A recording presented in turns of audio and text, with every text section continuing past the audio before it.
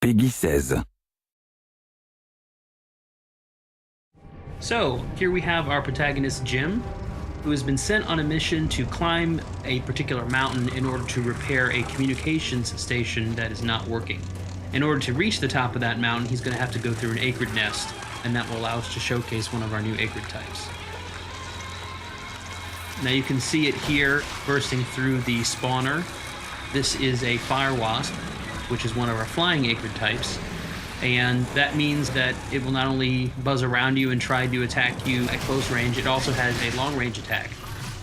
Jim is going into cover here in order to protect against some of those long range attacks and defeat the fire wasps here. Now he's throwing a grenade at the spawner, and we'll follow that up with some gunfire here in order to take it out, and that will allow him to move into the next area. Now we have Jim entering the main portion of the fire wasp nest, and he's going to have to continue taking out the fire wasps. One of them has grabbed him here. This is another example of what we call the struggle mode, which is present with all of these smaller acrid types. And what we really wanted to do here was present something that was not a typical QTE. You will have to bash buttons a little bit, but afterwards, as you can see here, you're actually going to have to aim that reticle, and when it turns red, Jim will attack, and that will help you finish off the enemy. Now we've jumped a section here to the top of the mountain, and Jim is going to get to the bottom of why this satellite dish has stopped functioning. And we can see here in the distance that there's a mysterious figure that appeared to have been fiddling with the station. What the hell? And that is quite a mystery here for Jim. Now he's going to go here and repair, and while he does that, he's going to radio his boss and try to figure out what exactly was going on here. Cronus Actual, this is Peyton. Listen, I don't know how else to say this, but I think we might have a saboteur on the base. Saboteur? Jim, no offense. You're not supposed to go stir-crazy until you've been here at least a year. I'm serious, boss. Somebody was out here. All right, Jim, I believe you. First things first, head into the relay station, raise the satellite dish, and call up the tram. So as we can see, there's something not quite right about the situation, but Jim's got to focus on his mission. He's now pulled the lever that is going to put this communication station back into operation, and we get a nice, cool reveal here of the main portion of the satellite dish.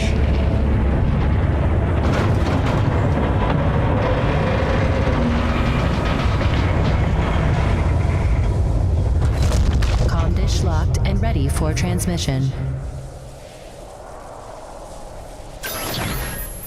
Now that he has restored functionality to the communication station, Jim is going to have to call up his utility rig that he's left at the bottom of the mountain using the built-in gondola system that he's repaired along the way. And this will call his rig up to him so that he'll be able to use it to make some final adjustments, make sure that the base is able to communicate with Earth.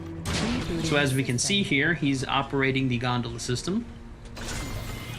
And that will call the utility rig back up from the mountain, and all he has to do is wait for it to arrive to complete his mission. Cronus Actual, you copy? I've got the satellite dish working, just waiting for the rig to come up. However, looks like someone's not too happy having the visitors here at the top of the mountain. This is another one of our new acrid types that we're showing off here in the video. And this is the spitter, which is a Cat L, large size acrid. As you can see, it's sort of scorpion-like. And this is actually going to be one of the larger acrid types in the game. Not the biggest by far, but certainly one of the larger types. And it's going to be quite difficult for Jim to defeat on foot. It's basically a boss encounter. As you can see, you have to roll, you have to dodge in order to avoid its attacks from its tail. It also spits venom at Jim as well. So what Jim is really doing here is he's trying to damage it and really trying to stand up against it, but he knows that his rig is on its way up, and if he can get in his rig, it's going to make this a much more even fight. And so that's definitely what Jim is looking to try to do here. Now, he's hit it enough times and done enough damage that the spitter is going to retreat to its cave. And that's actually good timing for us, because it'll give us an opportunity to buy some time while the rig shows up. And we can see a little bit there from the gondola apparatus, the rig showing up here as we take out a few of these fire wasps. And sure enough, here is the rig that is shown up at the top of the mountain. And now all Jim has to do is get in it, and we're going to try to finish off the spitter that we saw a few minutes ago. Once again, when we jump into the rig in Lost Planet 3, we're back in first person. It's very important for us to sell the perspective and the scale of the rig. It is the largest vehicle we've ever had in the series. And here, Jim is going to use one of the upgrades that you get over the course of the game, which is called the winch. You start with the claw arm on the left side of the rig, and the winch allows you to basically shoot that out. And it will kill smaller enemies with a single hit, as we can see with the fire wasps. And then you can also use it to lash on to larger enemies and draw them in. Now, we can see that the spitter has shown back up. Looks like it's rested a little bit and wants to get back in the fight.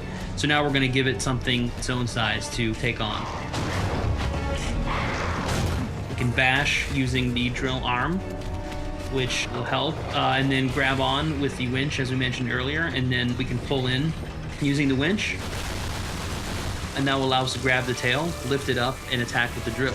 Now, important thing to note here, it's hard to tell a little bit from the video, but when you're actually playing the game, all of these things are their own unique controls. So when you grab onto the tail, you've got to use the trigger to grab, you've got to use the stick to lift the tail up, you have to use the right trigger to drill, and you have to aim the drill. So it's not a situation where the game's doing everything for you. We really want you to feel as though you're personally in control of this large rig. Now we've taken the tail off, we've bashed it into submission a little bit, and we're going to try to come in here now to finish it off. So bash it, stun it a little bit, come in, grab with the left trigger, and then we're going to use the drill here in order to finish it off, which is quite a gory and satisfying way to kill the enemy. And there we go. Before we finish out the video here, just going to play one of our cool cinematics here that's going to show a little bit more of the background of some of the characters and also give some hints at some of the mysteries that Jim and the others are facing here on E.D.N. 3.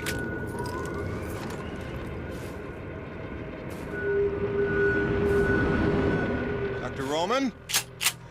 Drop your weapon. Whoa, easy now, Doc. Who are you? Where'd you come from? I'm Jim Peyton. Just here to check Where up... from? Coronis, what the hell, lady? Where else would I be from? Braddock sent me. I know you. Right.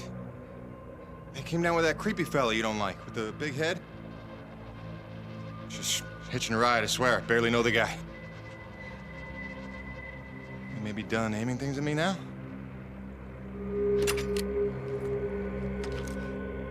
Braddock sent you? I want to make sure you're okay. See if you needed any help. Touching concern after all these months. To what do I owe such an excess of caution? I might ask the same, Shotgun Sally. You've seen it then, haven't you? It? Someone in the distance. Watching. Hard to know what I saw. They say folks start to crack up. Out here in the white too long? Perhaps. Do you feel cracked? Can't say as I do. Then there's something the old man's not telling us. You realize that? Trying not to. I know how it is. You didn't come here to ask questions. But believe me, James, this place has secrets. Keep your eyes open, or they'll sneak up on you when you least expect it. It's all good and ominous, Doc. I'm just here to do a job. That's convenient. I've got one for you.